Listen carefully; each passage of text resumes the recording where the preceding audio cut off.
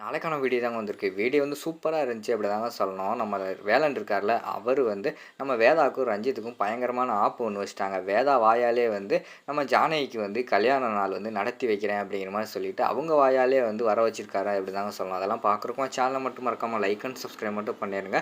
First எடுத்த உடனேயுமே வந்து வள்ளி வந்து கேட்டுக்கிட்டு இருக்காங்க. எப்படியாவது வந்து அப்பாவ அம்மா கழுத்துல தாலி கட்ட வைக்கணும். அதுக்கு நீ தான் வேலா வந்து உதவி செய்யணும் அப்படிங்கிற மாரி சொல்றாங்க. ஓ! அப்படியா மேடம்? சரி விடுங்க. நான் பார்த்துக்கிறேன். ஏதாவது ஒரு மூலியமா வந்து நமக்கு சான்ஸ் கிடைக்கும். அப்போ வந்து எப்படியாவது வந்து ஐயாவ அம்மா கழுத்துல நம்ம தாலி கட்ட வச்சிடலாம் அப்படிங்கிற மாரி சொல்லிக்கிட்டு இருக்காங்க. ஆமா, அம்மா ரொம்ப ஃபீல் பண்ணிக்கிட்டு இருக்காங்க. ஏன்னா அத்தை வந்து அம்மாவ ரொம்ப எகத்தாளமா பேசிக்கிட்டு இருக்காங்க. அந்த இடத்துல வந்து எனக்கு வந்து அம்மாவுக்கு வந்து சப்போர்ட் பண்ணி பேச முடியல. அம்மா கழுத்துல மட்டும் அந்த தாலி ஏறிடுச்சுன்னா அம்மாவே அந்த இடத்துல வந்து கூனி குறுகி நிற்க மாட்டாங்க. அம்மாவுக்கே பேசுறதுக்கு பாயிண்ட் இருக்கும் அப்படிங்கிற மாரி சொல்லிக்கிட்டு இருக்கிற மாரி காட்டுறாங்க. சரி விடுங்க மேடம், என்ட்ட சொல்லிட்டீங்கல்ல, நான் பார்த்துக்கிறேன் அப்படின்னு சொல்லிட்டு வேலன் வந்து அதிரடியா முடிவு எடுக்காங்க. எப்புட்றா இந்த ஃபங்க்ஷனை வந்து நடத்துறது? சும்மா வந்து கல்யாண நாள் மட்டும் நடத்துனோம்னா அவர் வந்து ஒத்துக்க மாட்டாரு. வீட்ல யாருமே ஒத்துக்க மாட்டாங்க. அதனால வந்து வேற மாரி தான் பிளான் பண்ணணும் அப்படின்னு சொல்லிட்டு யோசிச்சுக்கிட்டே இருக்காங்க. அப்பதான் அவருக்கு வந்து ஒரு ஐடியா தோணுது. நம்ம ரத்தினம் இருக்குல்ல, ரத்தினம் இருக்கார்ல, அவருக்கு வந்து பிறந்த நாள் வரப்போகுது. அது வந்து அவருக்கு வந்து அப்போ வந்து தெரிய வருது. ஆஹா! பிறந்த நாள் வருது. இதோட சேர்த்து நடத்துனா எப்படி?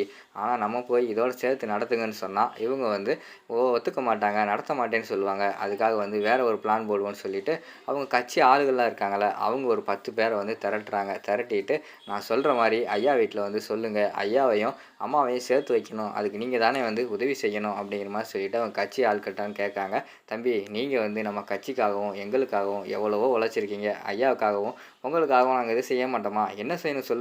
நாங்க வந்து செய்றோம் அப்படிங்கிற மாரி வந்து அவங்க சொல்றாங்க.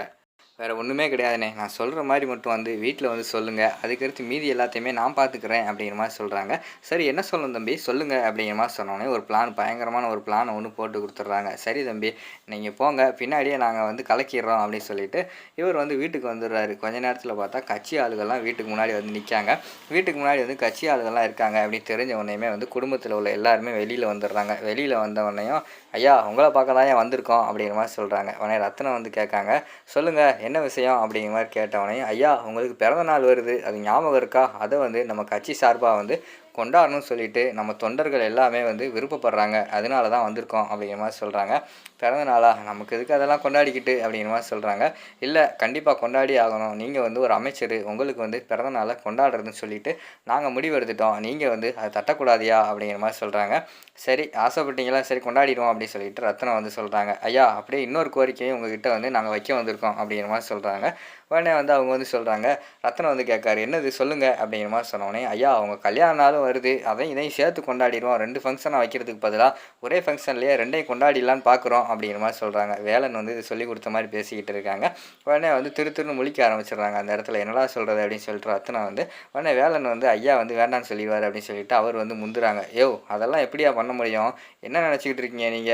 காசு செலவு என்ன ஆகிக்கிட்டு இருக்கு? அவரோட பிஏ நானு. அப்படி இருக்கும்போது கணக்கு வழக்கெல்லாம் நான் தான் பார்க்கணும். நீங்க பாட்டுல அந்த ஃபங்ஷன், இந்த ஃபங்ஷன் சொல்லிக்கிட்டு இருந்தா, தொகுதிக்கு உண்டான காசு எப்படி போகும்? அதெல்லாம் காசெல்லாம் ஒண்ணும் கிடையாது. ஃபங்ஷன்லாம் ஒண்ணும் வைக்க வேண்டாம் அப்படிங்கிற மாரி சொல்லிர்றாங்க. அவர் சொன்ன உடனேயுமே வந்து, சரி அப்படியா தம்பி, நீங்க சொன்னா சரியா இருக்கும் அப்படிங்கிற மாரி சொல்லிட்டு, அவங்கலாம் பேச ஆரம்பிச்சுடுறாங்க. இத பார்த்துக்கிட்டே வந்து நம்ம வேதா வந்து இருக்காங்க. இது சரிப்பட்டு வராது. இவனோட இவனோட ஆட்டம் தான் அதிகமா இருக்கு. நம்ம வந்து உள்ள புகுருவோம்ன்னு சொல்லிட்டு, அவங்க வந்து, ஏய் வேளா என்ன நீ முடிவெடுத்துக்கிட்டு இருக்க? ஃபங்ஷன் நடக்கணுமா வேண்டாமான்னு முடிவெடுக்க வேண்டியதே நாங்க. நீ பிஏ மட்டும் தான் சரியா? வாய மூடிக்கிட்டு அமைதியா இரு அப்படிங்கிற மாரி சொல்லிக்கிட்டு இருக்காங்க. இல்ல மேடம் உங்களுக்கு அதெல்லாம் தெரியாது. கணக்கு வழக்கு பார்த்தா தான் தெரியும். ஒரு ஃபங்ஷன் நடத்துறதுன்னு அவ்வளோ சாதாரண விஷயமா? எவ்வளோ காசு செலவாகும் தெரியுமா? அதெல்லாம் உங்களுக்கு ஒண்ணும் புரியாது மேடம் அப்படிங்கிற மாரி சொல்லிக்கிட்டு இருக்காங்க. அதெல்லாம் வந்து நாங்க பார்த்துக்குறோம். நீ கொஞ்ச நேரம் அமைதியா இரு. ஏப்பா ரத்னம் இவன் பேச்செல்லாம் கேட்கணும்னு நமக்கு தல விதியாப்பா? அதெல்லாம் இவன் பேச்செல்லாம் கேட்கக்கூடாது. அவங்க என்ன சொல்றாங்க? ஃபங்ஷன் நடத்துன்னு சொல்றாங்க. நம்ம நடத்தி தீருவோம் அப்படிங்கிற மாரி சொல்லிக்கிட்டு இருக்காங்க. நம்ம ரத்தினம் வந்து புரிஞ்சுக்கிடுறாங்க. ஆஹா! வேலன் வந்து கொக்கி போட்டு விடுறான். இவங்க வந்து இப்படி பேசிக்கிட்டு இருக்காங்க. இவ வேற இப்படி பேசுறாளே அப்படின்னு சொல்லிட்டு, அக்கா அவன் வந்து வேற மாரி பேசிக்கிட்டு இருக்கான். நீ தயவு செய்து அமைதியா இரு. வேண்டான்னு சொல்லிருவோம் அப்படிங்கிற மாரி சொல்றாங்க. என்னப்பா பேசிக்கிட்டு இருக்க?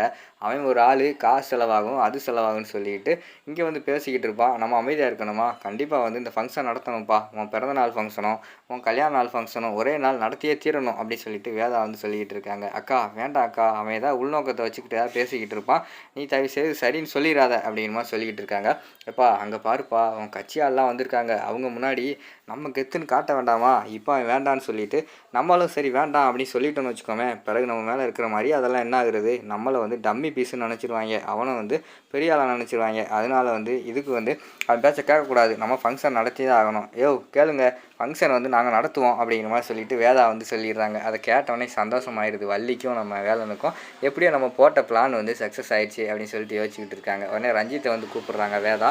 டேய் ரஞ்சித், மாமாவுக்கு ஃபங்க்ஷன் நடத்தணும், எல்லா பொறுப்பையுமே நீ தாண்டா பார்க்கணும், முன்னாடி நின்று ஒழுங்காக நடத்தணும், எதுவும் சொதப்பிடக்கூடாது அப்படிங்கிற மாதிரி சொல்கிறாங்க. அம்மா கவலைப்படாதீங்கம்மா, ஃபங்க்ஷனை வந்து எந்த பிரச்சனையும் இல்லாமல் நடத்தி முடிக்கிறது என்னோடய பொறுப்பு, இந்த ஊரே வந்து வாயில் விரல் வைக்கிற மாதிரி நடத்தி காட்டுறேன் அப்படிங்கிற மாதிரி சொல்கிற மாதிரி காட்டுறாங்க.